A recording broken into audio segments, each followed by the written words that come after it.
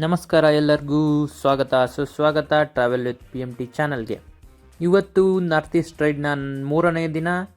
ಇವತ್ತಿನ ಪಯಣ Vizag to puri Jagannath. ಇದಿರೋದು 435 kilometre. ನೋಡೋಣ ಎಷ್ಟೊತ್ತಿಗೆ ರೀಚ್ ಆಗ್ತೀವಿ ಅಂತ. ಸೊ ಲೆಫ್ಟ್ ಸೈಡಲ್ಲಿ ನೋಡ್ತಿರೋದು ಕೈಲಾಶಗಿರಿ ಹಿಲ್. ಅಲ್ಲೇ ರೋಪ್ ವೇದು ಬೇಸ್ ಕ್ಯಾಂಪ್ ನೋಡ್ಬೋದು ನೀವು. ಇದೇ rope ವೇದು base.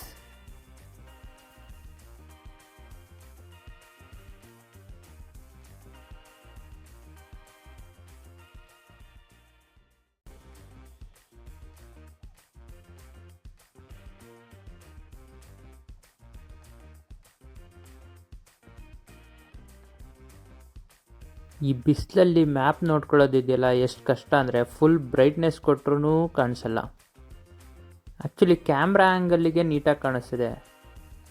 Mobile angle change ಮಾಡ್ಬೋದು, ಬಟ್ ವಿಂಡ್ ಹೊಡೆಯುತ್ತೆ ಮೊಬೈಲ್ಗೆ, ಜಾಸ್ತಿ ಬಿದ್ದೋದ್ರೆ ಕಷ್ಟ. ಆಲ್ರೆಡಿ ನೈಟ್ ಆಯಿತು.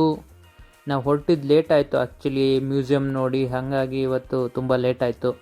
ಇವತ್ತೂ ಮಿಡ್ ನೈಟ್ ಆಗುತ್ತೆ ರೀಚ್ ಆಗೋದು.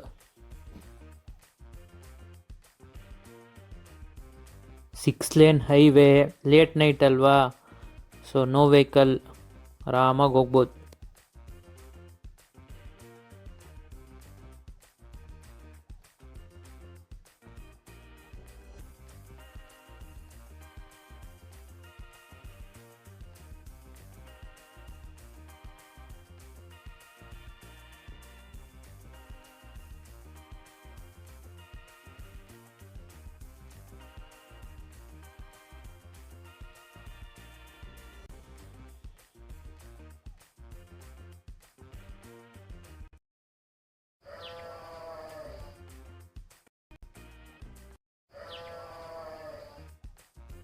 ಒಡಿಸ್ಸಾಗೆ ಎಂಟರ್ ಆದಮೇಲೆ ರೋಡ್ ತುಂಬ ಬರೀ ದನ ಕರುಗಳೇ ಇರ್ತವೆ.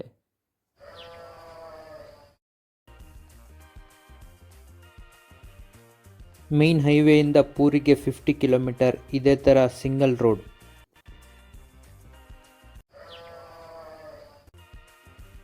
ನೋಡಿದ್ರಲ್ವಾ ಎಷ್ಟು ದನ ಕರುಗಳು. ರೋಡ್ ತುಂಬ full complete block ಮಾಡಿರ್ತವೆ.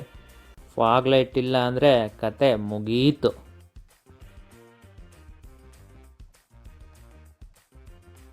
White cattles ಏನೋ ನೀಟಾಗಿ ಕಾಣ್ತವೆ, ಆದರೆ ಬ್ಲ್ಯಾಕ್ ಇರ್ತವೆ ನೋಡಿ ಲೆಫ್ಟಲ್ಲಿ, ಏನು ಗೊತ್ತೇ ಆಗಲ್ಲ. ಫಾಗ್ ಲೈಟ್ ಇಲ್ಲ ಅಂದರೆ ಗಾನ್ ಕೇಸ್.